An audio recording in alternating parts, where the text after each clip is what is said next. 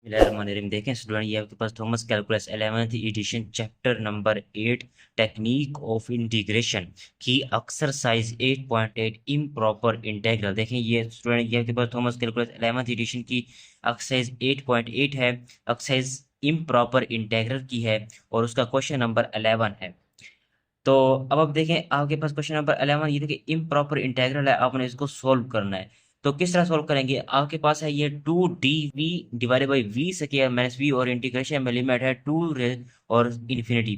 तो अगर आप गौर करें, ये इंटीग्रेशन में आपके पास जो वेरिएबल है ये v है। इस बार वेरिएबल v है, पहले x होता था, अब वेरिएबल जस्ट उन्होंने x की जगह रिप्लेस कर दिया, v रख दिया। तो किस तरह सोल्व करेंगे? आप देखें इसका सोल्यूशन देखें, 2 से लेकर infinity 2 dv upon V square minus V, ये as it is equal to. अब देखें इस v से क्या है, में से मैंने एक v को कॉमन निकाल लिया है, तो अंदर आ जाएगा v माइनस वन। ठीक है, अब आपके पास ये इक्वेशन नंबर 1 है। तो इसकी मुझे पता है 2 divide by V into V minus one की डायरेक्ट कोई भी इंटीग्रेशन नहीं है, तो मैं सबसे पहले इसको पार्शियल फ्रैक्शन से सॉल्व कर लूंगा, फिर इसका जो आंसर आएगा वही यहाँ पर पुट करके फिर इसकी इंटीग्रेशन फाइंड कर लूंगा, तो वो इजी हो जाएगा मेरे लिए। तो पार्शियल फ्रैक्शन करते हैं इसके अंदर वाले हिस्से की, यानी कि 2 divide by V into V minus one की पार्शियल फ्रैक्शन। तो देखें मैंने लिखा सेकंड पार्ट ऑफ 1, तो कंसीडर कर लिया 2 divide by V into V minus one, A by V plus B by V minus one. तो पार्शियल फ्रैक्शन हमने इसकी की, पार्शियल फ्रैक्शन का रूल लगाया, और उसके बाद है कि ए के नीचे फर्स्ट वेरिएबल प्लस बी के नीचे उस दूसरे फैक्टर वाला वेरिएबल, ये आ जाएगा। अब अपने क्या करना है कि इक्वेशन 2 को मल्टीप्लाई करना है, V into V minus one से मल्टीप्लाई करना है, तो यहाँ पर 2 रह जाएगा, फिर इज इक्वल टू मल्टीप्लाई करने के बाद v से v कट जाएगा, तो a into V minus one रह जाएगा, plus b v minus one से v माइनस वन कट जाएगा, बाकी v रह जाएगा वो एज इट लिखा हुआ है v। अब आपने क्या करना है, इसको मल्टीप्लाई कर देना है, तो 2 into A V minus A plus B V. तो यहाँ से कॉमन क्या निकलता है? देखिए यहाँ से v कॉमन है, v को कॉमन निकालेंगे, a प्लस b रह जाएगा। अब आपके पास इक्वेशन नंबर 4 है, ये इक्वेशन 3 है, ये इक्वेशन नंबर आपके पास 2 है। तो इक्वेशन 4 से हम वैल्यू निकाल लेंगे। इक्वेशन 4 से हम क्या कर लेंगे, कंपेयर कर लेंगे। देखें वेरिएबल v को और कांस्टेंट वैल्यू को कंपेयर कर लेंगे, तो a की वैल्यू यहाँ से 2 के इक्वल होगी, तो a प्लस b का, अब क्या v का कोफिशिएंट क्या है, a प्लस b है, यहाँ पर v का कोफिशिएंट क्या है, 0 है, तो a प्लस b 0 के इक्वल होगा, और यहाँ पर माइनस a 2 के इक्वल हो जाएगा। तो कंपेयर लिखेंगे, कोफिशिएंट कंपेयर करेंगे, तो नेक्स्ट इसको सोल्व करते हैं। देखिए स्टूडेंट, यहाँ पर मैंने लिखा हुआ है कंपेयरिंग इक्वेशन नंबर 4 के कोफिशिएंट को कंपेयर करना है। पहले आप क्या कंपेयर करेंगे, v के कोफिशिएंट को कंपेयर करेंगे, फिर उसके बाद कांस्टेंट को एक साथ लिख लेंगे, एलिमिनेट। अब देखें 0 is equal to A plus B होगा, और 2 is equal to minus A होगा, जितना मैंने आपको बताया। अब फिर यहाँ पर a की वैल्यू यहाँ से निकालें, तो a की वैल्यू क्या बनती है, माइनस टू के, माइनस टू की वैल्यू यहाँ पर रख दें, a की जगह माइनस टू प्लस बी, तो b की वैल्यू 2 आ जाएगी। तो ये वैल्यू यानी कि a की और b की वैल्यू को उठाकर आपने equation number 4, sorry equation number 2 में रख देनी है। तो इक्वेशन 2 कौन सी है, ये देखें ये वाली है, ये जो इक्वेशन नंबर 2 है आपने यहाँ पर रख देनी है वैल्यू को। ठीक है, ये ए और बी की वैल्यू जो ऊपर आपने फाइंड की थी वो यहाँ पर रखें, ए की वैल्यू यहाँ पर रखें, बी की वैल्यू यहाँ पर रखें इक्वेशन 2 में। तो ये देखें ये इस तरह बन जाएगा आपके पास, ये इस तरह से ये बन जाएगा 2 डिवाइड बाई वी। यहाँ पर ए था, ए की वैल्यू आपने माइनस 2 निकाली हुई थी, plus B divide by V minus 1 था, तो बी की वैल्यू आपने 2 निकाली हुई थी, वो आपने यहाँ पर पुट कर दी है इक्वेशन नंबर 2 में। अब इसकी वैल्यू चाहिए थी ना हमें, यहाँ पर देखें हमें वैल्यू किसकी चाहिए, इक्वेशन 1 में इस चीज की वैल्यू चाहिए थी। अब इस चीज की तो वैल्यू हमने फाइंड कर ली, डीवी तो एज इट यहाँ पर आएगा ना बाहर, तो इसकी वैल्यू हमने फाइंड कर ली। ये देखें ये फाइंड आउट कर ली। अब ये वैल्यू उठाकर यहाँ पर रख दें, इक्वेशन 1 के अंदर रख दें, तो यहाँ मैंने लिख लिया है पुट इन 1, तो 1 में पुट करूंगा तो मेरे पास ये इस तरह बन जाएगा। ठीक है, अब नेक्स्ट देखें स्टूडेंट, स्टेप बाय स्टेप इसको सॉल्व करते हैं। अब मैंने इंटीग्रेशन को देखें, इसमें से 2 कॉमन है, कॉमन आ रहा है, तो मैंने एक बार बाहर निकाल दिया इसे। तो कॉमन इस तरह से निकाला कि इससे मैंने पहले लिख लिया 1 divided by V minus one, और यहाँ पर क्या बन जाएगा माइनस 1 डिवाइडेड बाई वी, क्योंकि मैंने 2 को कॉमन निकाल रखा है ना स्टूडेंट। अब इस तरह नेक्स्ट देखें, आपके पास इंटीग्रेशन का रूल क्या कहता है, ये इम्प्रॉपर इंटीग्रल टाइप 1 क्या कहती है आपके पास, कि जब इंटीग्रेशन में या तो ऊपर या तो लोअर लिमिट में क्या होगा, एक इन्फिनिटी होगा। ऊपर लिमिट आपके पास क्या है, इन्फिनिटी है, तो ऊपर अगर लिमिट इन्फिनिटी आ रही है स्टूडेंट, तो ऊपर वाली लिमिट को चेंज करना पड़ेगा आपके पास, क्योंकि देखें ना 2 को मैं पुट करता हूँ, 2 minus one, one one by one one, एक इसका तो कोई ना कोई आंसर आता है, इसी तरह 1/2 का भी कोई ना कोई आंसर है। लेकिन इन्फिनिटी में जैसे ही इन्फिनिटी वाला नंबर यहाँ पर रखूंगा, इसकी इंटीग्रेशन के बाद लिमिट जैसे ही इन्फिनिटी पुट करूंगा, तो फिर उसका स्टूडेंट कोई भी आंसर नहीं निकलता। तो इसीलिए वो अनडिफाइन हो जाता है, इंटेग्रल अनडिफाइन हो जाता है, तो इसलिए इसको चेंज करना पड़ेगा मुझे। कि इस हद तक चेंज करना पड़ेगा, तो मैं लगा लूंगा limit x approach to infinity 2, और एक्स की इस इन्फिनिटी, ये देखें एक्स अप्रोचेस टू इन्फिनिटी है, यानी कि इस फिर आपने इन्फिनिटी की जगह क्या लिखना है, एक्स लिखना है, क्योंकि एक्स अप्रोच टू इन्फिनिटी, यही चीज अगेन इन्फिनिटी को ही अप्रोच है, अगेन इन्फिनिटी को ही अप्रोच है, क्योंकि हमने लिखा हुआ है ना एक्स अप्रोच टू इन्फिनिटी, तो इसको चेंज कर देंगे आप, तो बाकी एज इट आएगा आपके पास। ठीक है student, step by step solve करते हैं। तो देखिए स्टूडेंट आगे हमने क्या किया हुआ है, तो हम यहाँ पर थे, देखें limit x approach to infinity, वैसे अब इसकी इंटीग्रेशन करनी है। तो देखिए नीचे फंक्शन है, ऊपर आपके पास उसका डेरिवेटिव पड़ा हुआ है। ये रूल है, जब नीचे फंक्शन है ऊपर उसका डेरिवेटिव हो तो नेचुरल लॉग लिखकर फंक्शन लिखते हैं, और यहाँ पर भी नीचे फंक्शन है ऊपर उसका डेरिवेटिव है तो नेचुरल लॉग लिखकर फंक्शन लिखते हैं वी। अब फिर इंटीग्रेशन में लिमिट है आपके पास 2 से लेकर x तक, देखिए क्योंकि x को चेंज किया था ना हमने, इन्फिनिटी पहले इन्फिनिटी था, फिर उसके बाद limit x approach to infinity approach करवा लिया। अब नेक्स्ट देखते हैं इसको स्टेप बाय स्टेप। देखिए स्टूडेंट आपके पास है limit x approach to infinity 2 log x minus 1। मैंने अब आपने क्या किया, सबसे पहले 2 को वैसे लिखा हुआ है, देखें 2 ये एज इट आ गया। आपने सबसे पहले v अपर लिमिट पुट की, v की जगह x रख दिया, माइनस log v की जगह x रख दिया, फिर माइनस लिखकर लोअर लिमिट के लिए माइनस लगाते हैं ना, फिर माइनस 2 इंटू लॉग v की जगह 2 लिख देंगे, 2 माइनस 1 तो ये 2 माइनस 1 माइनस लॉग 2 v की जगह क्या रखना है, 2 रखना है। अब इसको आपने सोल्व करना है, तो सोल्व कुछ इस तरह से करेंगे, ये देखें अब आपके पास ये क्या बनेगा, log x approach to infinity. Basically ये log x approach to infinity इसके साथ भी है, दोनों के साथ है, ठीक है। तो मैं इसको इस तरह लिखना ज्यादा बेहतर रहेगा स्टूडेंट, ये देखें ये इस तरह से, यानी कि दोनों के साथ मैंने ब्रैकेट लगा लिया स्टूडेंट। अब देखें limit x approach to infinity, ये देखें 2 log, अब log की प्रॉपर्टी है कि अगर माइनस आ रहा है तो दूसरा वाला फैक्टर डिवीजन में जाएगा, तो log x minus 1 divided by x, ये x कैपिटल वाला है माइनस 2।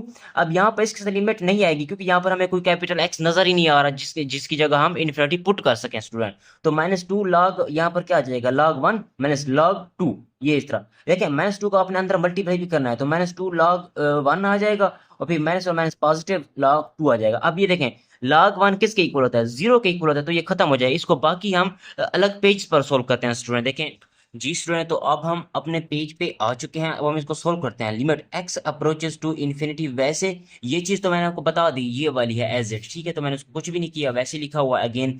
तो फिर मैं लिखता हूँ जी 2, और यहाँ पर अगर आप गौर करें लिमिट जैसे इसके साथ लिमिट नहीं है क्योंकि ये कांस्टेंट वैल्यू है। अब यहाँ पर देखें लॉग, ऊपर मैं इसमें x को कॉमन निकाल लेता हूँ, तो अंदर क्या रह जाएगा आपके पास 1 minus 1 by x divided by, नीचे आपके पास क्या है स्टूडेंट, x है, उसे आपने वैसे लिखा रहने देना माइनस 2। और ये देखें log, ये देखें माइनस 2, और ये log 1 किसके इक्वल होता है, ये 0 के इक्वल होता है, तो 2 इंटू 0 प्लस log की प्रॉपर्टी है कि उसके साइड में अगर कोई कांस्टेंट आ रहा है तो उसके अंदर वाले कांस्टेंट की पावर बन जाता है, तो log 2 रेज टू पावर 2 बन जाएगा, यानी कि ये आपके पास यहाँ पर शिफ्ट हो जाएगा ऊपर पावर में। क्लियर हो गया स्टूडेंट, ये इस तरह से। अब आगे इसको सोल्व करते हैं। Limit x approaches to student infinity 2 log, अब x से x कट जाएगा स्टूडेंट, ठीक है, log into 1 minus 1 by X, minus अब ये क्या हो जाएगा, 0 हो जाएगा, प्लस ये क्या होगा log 4 हो जाएगा। अब इसके आप जहां पर भी आपको x नजर है उसकी जगह आपने अगेन आप इन्फिनिटी पुट कर सकते हैं। तो मैं यहाँ पर लिखता हूँ 2 log 1 माइनस 1 बाई एक्स की जगह क्या रखना है, इन्फिनिटी रखना है, तो ये log के अंदर आ जाएगी, प्लस log 4। अगर आप गौर करें student 2 log into 1 minus something over infinity हो तो आंसर 0 होता है, प्लस log 4। अब इसको सोल्व करें 2 log 1 प्लस ये log 1 है और ये प्लस log 4, ये इस तरह से स्टूडेंट, ठीक है। अब अगर आप गौर करें कि log 1 अगेन हमने यहाँ पर 0 कहा था, अब भी यहाँ पर log 1 किसके इक्वल है, 0 के इक्वल है, तो यहाँ पर 2 into 0 plus log 4 which is equal to log 4। जी आपके पास ये इस क्वेश्चन का आंसर है। अब हम नेक्स्ट क्वेश्चन नंबर 12 को step by step solve same इसी मेथड से देखें। आपके पास क्वेश्चन नंबर 12 है 2 से लेकर infinity 2 D V divided by D square minus 1 है। तो अगर आप गौर करें इसकी भी अगेन आपने पार्शियल फ्रैक्शन करनी है वही, तो इसको मैंने कंसीडर कर लिया। अब इस टी स्क्वायर माइनस 1 को मैं लिख दिया टी माइनस 1 और टी प्लस 1, तो हमें पता है इसकी डायरेक्ट कोई भी इंटीग्रेशन नहीं होती, तो मैं इसके इस वाले हिस्से को कंसीडर कर लूंगा पार्शियल फ्रैक्शन से, अगेन उसी मेथड से मैं इसको सोल्व कर लूंगा।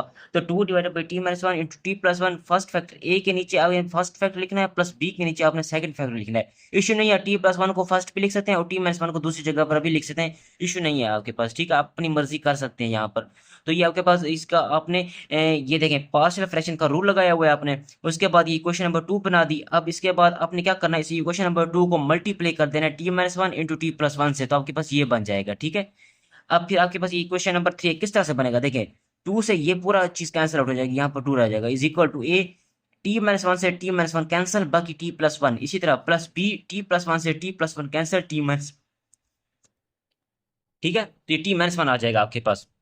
तो पहले हमें क्या करना पड़ेगा, देखिए आपने इसको अंदर ए को अंदर बी को भी अंदर मल्टीप्लाई करके कंपेयर कोफिशिएंट भी कर सकते हैं, इशू नहीं है। लेकिन अगर आपके पास यहाँ पर लीनियर फैक्टर है कोई t-1 है, तो आप उसको आप जीरो के इक्वल पुट करके टी की वैल्यू निकाल के यहाँ पर भी पुट करके भी कोई कांस्टेंट निकाल सकते हैं इजीली। अब हमने क्या किया, वो एक है जो t-1 है उसको जीरो के इक्वल पुट कर दिया तो t इक्वल टू 1 आया। अब अपने इसे इक्वेशन नंबर 3 में पुट कर देना है। टी को जब आप 1 यहाँ पर पुट करेंगे 1 तो 1 - 1 0, तो ये पूरा का पूरा खत्म हो जाएगा, तो जस्ट इसकी वैल्यू आएगी। तो 1 + 1 2, तो ए की value 2a is equal to 2, तो a की वैल्यू 1 की इक्वल आएगी। इसी तरह नेक्स्ट इसको आप t +1 इक्वल टू 0 पुट करेंगे तो t की वैल्यू -1 की इक्वल आएगी। तो -1 को आप यहाँ पर रखेंगे तो ये a पूरा का पूरा a खत्म हो जाएगा, तो -1 और -1 -2, तो b की वैल्यू आपके पास -1 की इक्वल आएगी। देखिए मैंने अलग अलग से इसको यहाँ पर सोल्व किया हुआ है, आपको दिखा देता हूँ। ये देखें, ये इस तरह से देखें, ए की वैल्यू 1 और बी की वैल्यू -1 की इक्वल आएगी। ठीक है, अगेन सिंपल वही केस है। अब आपने इसको इक्वेशन नंबर 2 में पुट कर देना है ए और बी की वैल्यू को, तो आपके पास ये बनेगा। अब अपने अगेन इसको इक्वेशन नंबर 1 के अंदर पुट करना है, यानी कि हमें इस चीज की वैल्यू चाहिए थी ना, बिल्कुल सेम क्वेश्चन नंबर 12 की तरह स्टूडेंट आपके पास। ये देखें, आपने ना इसकी वैल्यू फाइंड करनी थी ना, इस वाले हिस्से की, इसके इस वाले हिस्से की dt को छोड़कर, तो उसकी वैल्यू हमने फाइंड कर ली। अगेन इस इक्वेशन में 1 में पुट कर देंगे तो आपके पास ये बन जाएगा ये। ठीक है, अब अगर आप गौर करें तो मैं क्या करता हूं, अब 2 पर तो कोई ना कोई आंसर आएगा, लेकिन इन्फिनिटी पर कोई आंसर नहीं आएगा, तो इम्प्रॉपर इंटीग्रल की टाइप 1 के अकॉर्डिंग हम इसकी लिमिट को चेंज करेंगे। तो आपके पास ये इम्प्रॉपर इंटीग्रल टाइप 1 है, तो आपने इसकी इंटीग्रेशन अलग से करनी है। देखें, limit x approaches to infinity, तो ये देखें इस x की जगह मैंने ये देखें ना, लिमिट 2 से 2 रेज टू पावर सॉरी 2 से लेकर इन्फिनिटी है ना, तो मैंने क्या करना है 2 से लेकर अब x इन्फिनिटी पर तो कोई आंसर नहीं आएगा, इस इन्फिनिटी को चेंज करना है। तो मैं लिखूंगा limit x approaches to infinity, और तो फिर इन्फिनिटी की जगह पर क्या आ जाएगा, x आ जाएगा, क्योंकि x अप्रोच टू इन्फिनिटी है। दोबारा अगेन ये चीज आ जाएगी, क्योंकि जब x को अप्रोच करवाऊंगा इन्फिनिटी की तरफ, तो जैसे यहाँ पर इन्फिनिटी आ जाएगा तो ये अगेन ये चीज आपके पास रिटर्न हो जाएगी।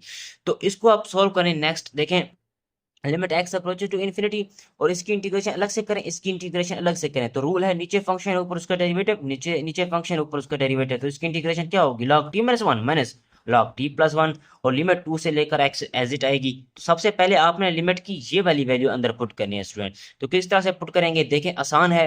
तो आपने ना ये देखें 2 से लेकर x, पहले आपने इसका log का प्रॉपर्टी लगानी है, तो log t - 1, ये माइनस है तो डिवीजन में जाएगा log t + 1। ठीक है, और 2 से लेकर x लिमिट एज इट। अब आपने लिमिट को पुट करना है, फर्स्ट अपर लिमिट पुट करें log x - 1 divided by log x + 1, t की जगह अपर लिमिट x पुट कर दिया, फिर माइनस t की जगह लोअर लिमिट 2 पुट कर दिया।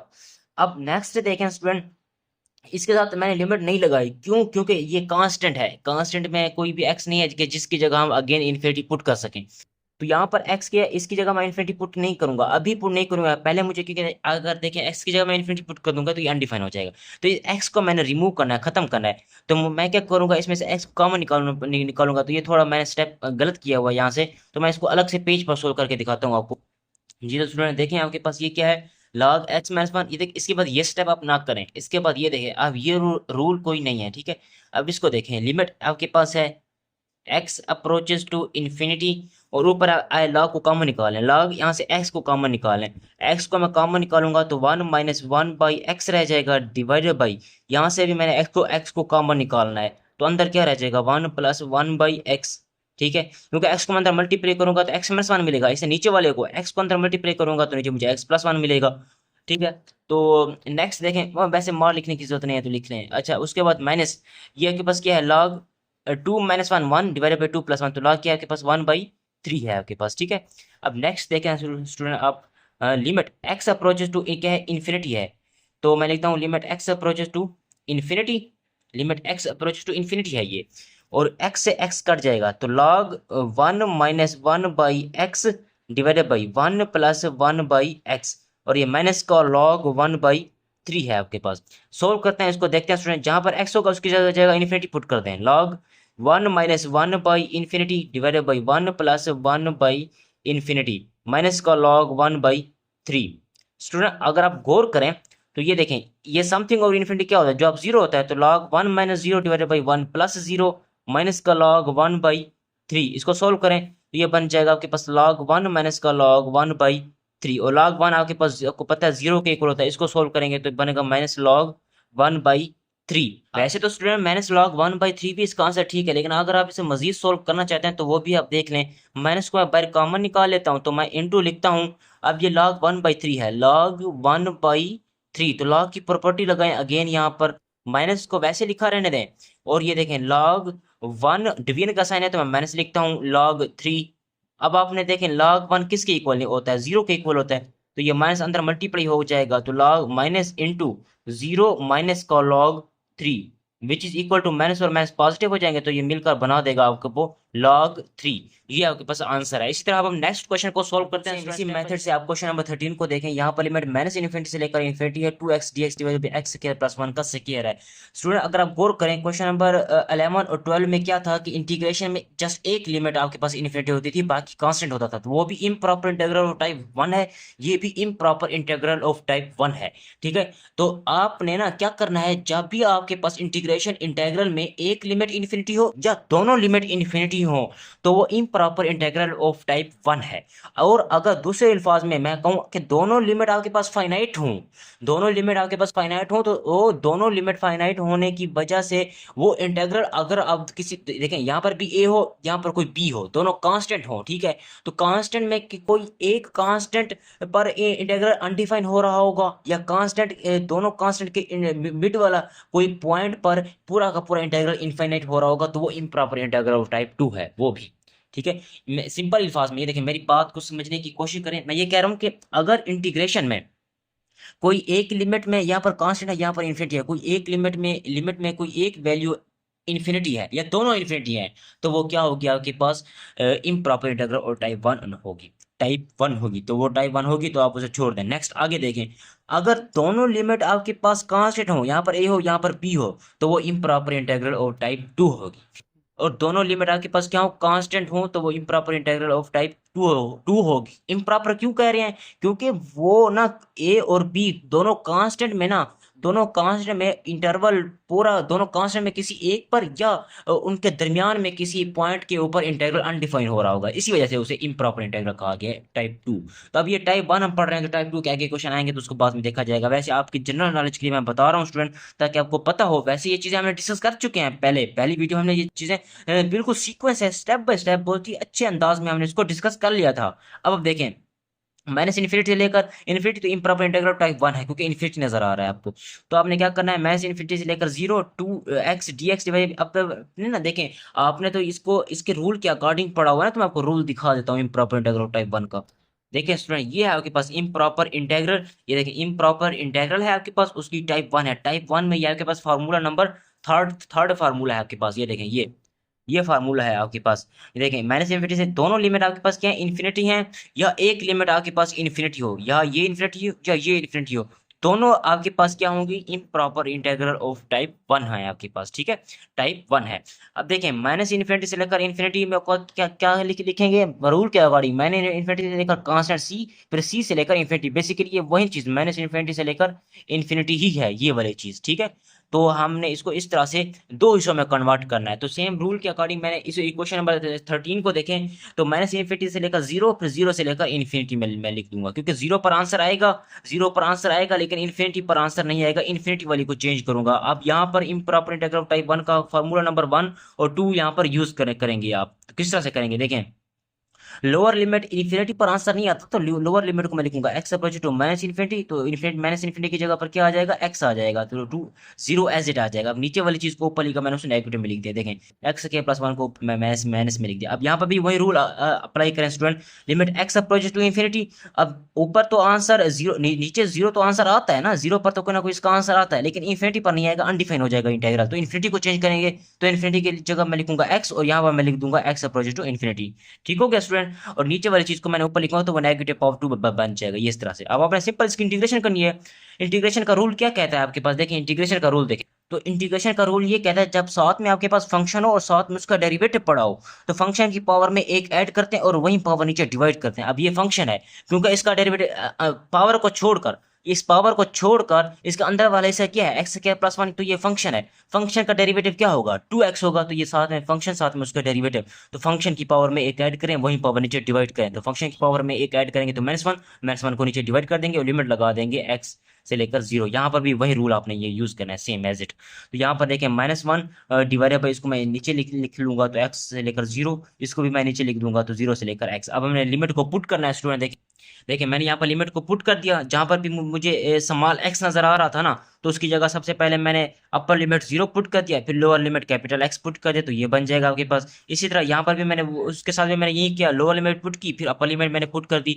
अब अगेन देखें, जहाँ पर x होगा उसकी जगह आपने क्या रखना है, इन्फिनिटी रखना है, ये वाली लिमिट। तो ये तो बन जाएगा आपके पास -1/1 प्लस 1/इन्फिनिटी का स्क्वायर। ये x की जगह क्या रखना है, माइनस इन्फिनिटी, तो माइनस इन्फिनिटी का square +1 plus as it -1 divide by s की जगह अपने इन्फिनिटी का स्क्वायर +1 रखना है, +1/1 आ जाएगा आपके पास एज इट। सिंपल से क्वेश्चन है स्टूडेंट, सिंपल कैलकुलेशन है आपके पास। -1 और समथिंग ओवर इन्फिनिटी हो, ये नेगेटिव इन्फिनिटी का स्क्वायर इन्फिनिटी का स्क्वायर ही होगा ना, नेगेटिव, क्योंकि स्क्वायर नेगेटिव को रिमूव कर देता है। +1 माइनस को मैंने बाहर लिख दिया, तो इन्फिनिटी का स्क्वायर +1 एज इट लिख दिया। अब अगर आप यहाँ पर गौर करें तो ये क्या है, समथिंग ओवर इन्फिनिटी, इसे कैंसिल ना करें तो ज्यादा बेहतर है स्टूडेंट, क्योंकि कैंसिल करना ठीक नहीं है यहाँ पर ये रूल के अकॉर्डिंग।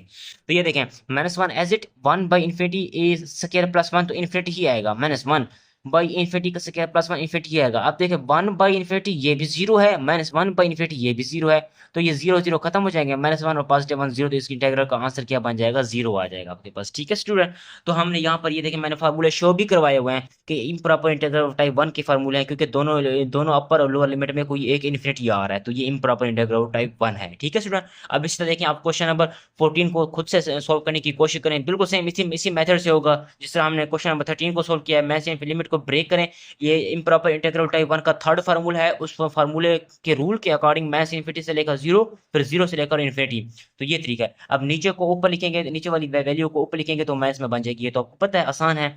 अब नेक्स्ट इसको सोल्व करें, देखें इजी है, ये मैं आपको दिखा देता हूँ स्टूडेंट। इस तरह से देखें आप, ये देखें आसान सा क्वेश्चन है, बिल्कुल वही मेथड है, same to same copy paste. ठीक है, आपने इसको सॉल्व करने की कोशिश करनी है स्टूडेंट। ठीक है, स्टेप बाय स्टेप ये आप देखें, इसका सोल्यूशन आपको क्लियर हो जाएगा। तो इसमें मैंने फार्मूले कौन से यूज किए हुए, वही इम्प्रॉपर इंटीग्रल टाइप 1 और 2 के फार्मूले, सॉरी इम्प्रॉपर इंटीग्रल टाइप 1 के फार्मूला नंबर 1 और 2 यूज किया हुआ है। ठीक है, अब नेक्स्ट वीडियो में हम क्वेश्चन नंबर 15 से अपवर्ड सॉल्व करेंगे स्टूडेंट। अगर आप हमारे चैनल पर नए आए हैं तो चैनल को जरूर सब्सक्राइब करें। मिलते हैं नेक्स्ट वीडियो में, तब तक के लिए अल्लाह हाफिज।